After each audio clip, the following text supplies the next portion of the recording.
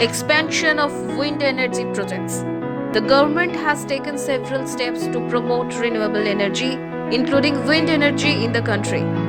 Permitting foreign direct investment up to 100% under the automatic route. Waiver of interstate transmission system. Charges for interstate sale of solar and wind power for projects to be commissioned by 30th June 2025.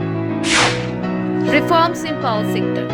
Government of India have launched the reform-based and results-linked revamped distribution sector scheme on 28 July 2021 with the objective of improving the quality and reliability of power supply to consumers through a financially sustainable and operationally efficient distribution sector.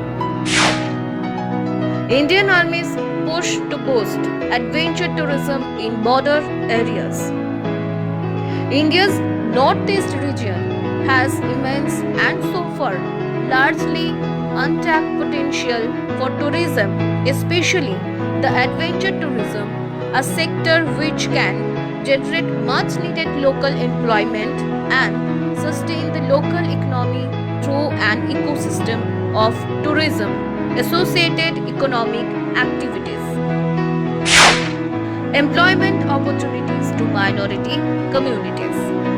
The Ministry of Minority Affairs implements Ustad scheme pan-India including the state of Rajasthan and Karnataka to promote and provide employment opportunities to minority communities associated with traditional art forms.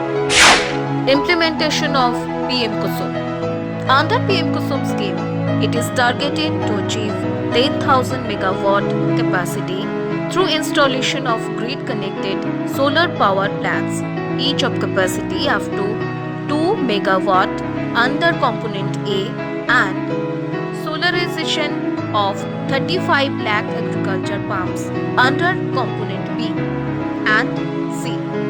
PM Kusum is a demand-driven scheme and capacities are allocated based on demand received from the states.